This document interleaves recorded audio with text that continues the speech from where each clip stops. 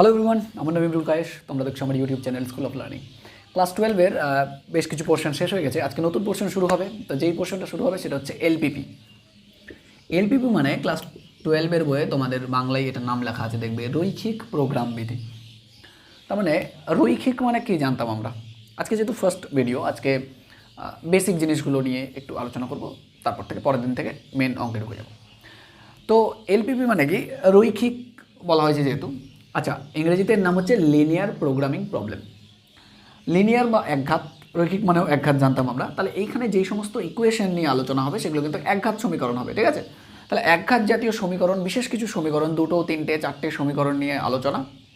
এইখানে যেই টাইপের কোশ্চেনগুলো পরীক্ষায় আসে তোমরা দেখে নাও। 2017 সালের কোশ্চেন এটা, এই কোশ্চেনগুলো এসছে। দেন 2018 সাল অ্যান্ড 2019 সাল। তো দেখতে পাচ্ছ এই রকমের প্রত্যেকবার দেখা যায় দুটো দুটো করে কোশ্চেন দেয় এই চ্যাপ্টার থেকে, আর দুটো আলাদা আলাদা টাইপের কোশ্চেন দেয়। আর এই দুই রকম কোশ্চেনই তোমাদের পরীক্ষার জন্য পড়তে হবে, ঠিক আছে। যদি এই দুই রকমের কোশ্চেন শিখে যেতে পারো, ব্যাস হয়ে গেল।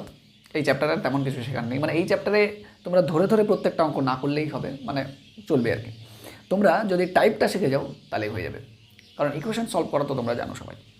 তো সিম্পল জিনিস আছে। আচ্ছা, তো তোমাদের দুটো অঙ্ক আসে প্রত্যেকবার, যার মধ্যে একটা অঙ্ক করতে হয়, ঠিক আছে। আর প্রত্যেকটা অঙ্কের জন্য 5 নম্বর করে থাকে।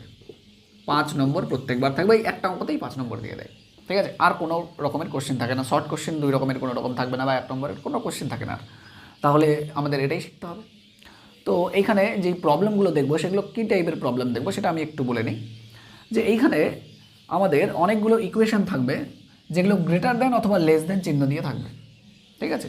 আর আমার একটা অরিজিনাল ইকুয়েশন থাকবে, সেই ইকুয়েশনের ম্যাক্সিমাম অর মিনিমাম ভ্যালু আমাকে কিন্তু ফাইন্ড করতে হবে। তাহলে এটা হচ্ছে এক টাইপের প্রবলেম এটা। যাতে দেখে নাও, এই যে টাইপ তোমার প্রবলেম, এখানে প্রথম সবার উপরে যেটা দেওয়া আছে ওর ম্যাক্সিমাম অর মিনিমাম ভ্যালু বের করতে বলবে, যেটা দেখতেই পাচ্ছ তোমরা। আর ওটা সলভ করার জন্য, ওই ম্যাক্সিমাম মিনিমাম ভ্যালু বের করার জন্য নিচের যে ইকুয়েশনগুলো দেওয়া আছে, অ্যাকচুয়ালি ইকুয়েশন তো বলা যাবে না, এগুলোকে ইনইকুয়েশন বলতে হয়, ইনইকুয়ালিটি এগুলো, তার মানে অসমীকরণ এগুলো। এই অসমীকরণগুলোর সাহায্যে ওটার ম্যাক্সিমাম বা মিনিমাম ভ্যালু বের করতে হবে। যেই পদ্ধতিতে করতে হয় সেটার নাম হচ্ছে গ্রাফিক্যাল মেথড।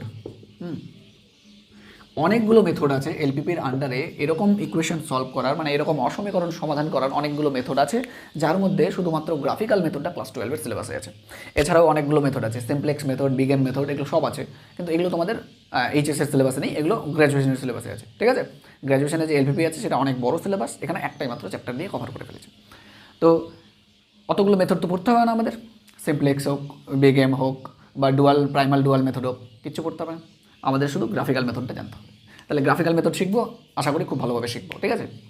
আর এর জন্য কী দরকার, এর জন্য সরল রেখার একটু ছেদিতাংশ আকারটা দরকার। আর ছেদিতাংশ আকারের যদি মানে তোমরা ছবি আঁকতে পারো তাহলেই হয়ে গেল। সাপোজ x/2 + y/3 = 1, এই সরল রেখাটা কীভাবে হয়, যদি 1 2 3, এটা যদি 1 2 3 হয়, তাহলে x থেকে 2 আর y থেকে 3 ঘর দূরে 3 ঘর দূরে এইভাবে এই হয় যে সরল রেখাটা, এই সরল রেখাটা, বাস এতটুকু লাগবে। এতটুকু গ্রাফ আঁকতে পারলেই তোমার কমপ্লিট। তো এগুলো তো জানি আমরা। সেকেন্ড যে ইকুয়েশনটা আছে দেখো, সেকেন্ড যে ইকুয়েশন না অঙ্কটা আছে দেখো, এই অঙ্কটা।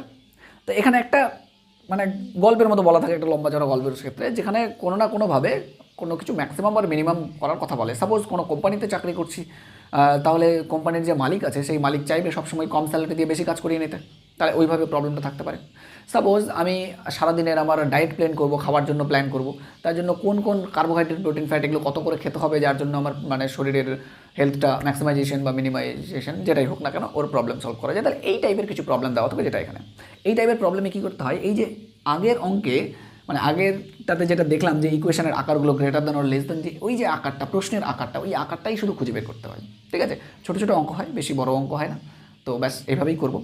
এবার এলপিপি, সবার প্রথমে যদি বলি এলপিপি কেন পড়ছি আমরা, তো বাস্তবেই তোমরা দেখতে পাচ্ছ যতগুলো অঙ্কই তোমাদের দেখালাম এতক্ষণে সব বাস্তব সমস্যা রিলেটেড। কিন্তু এই এলপিপির আন্ডারে আরও প্রবলেম পড়ে, এলপিপির আন্ডারে ট্রাভেলিং সেলসম্যান প্রবলেম পড়ে, মানে গেম থিওরি পড়ে, যেখানে আলটিমেটলি এটাই টার্গেট যে ইন্ডাস্ট্রি যে টোটাল কস্ট কাটিং করে, কিভাবে ম্যাক্সিমাম প্রফিট করে, মিনিমাম খরচ করে ম্যাক্সিমাম প্রফিট করতে হয়, এই যে টোটাল আলোচনাটা এর জন্যই কিন্তু উদ্ভব এটা। যেরকম ট্রাভেলিং সেলসম্যান প্রবলেম আছে একটা, তো ট্রাভেলিং সেলসম্যান প্রবলেম যদিও তোমাদের সিলেবাসে নেই তাও আমি বলছি।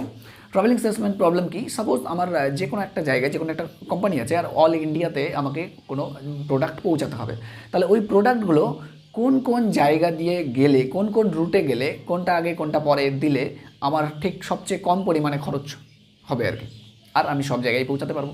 এই যে প্রবলেমটা, এটাকে বলে ট্রাভেলিং সেলসম্যান প্রবলেম। এরকম আরও প্রবলেম আছে, ঠিক আছে। এই জন্যই কিন্তু এলপিপি করা হয়। আমাদের 12-এর সিলেবাসে খুব কম সংখ্যক জিনিস আছে, মাত্র 2টো জিনিস শিখলেই হয়ে যাবে। তার মধ্যে একটা মাত্র সলিউশনের পদ্ধতি দেওয়া আছে, যেটা হচ্ছে গ্রাফিক্যাল মেথড, বাকিগুলো তো একদমই নেই।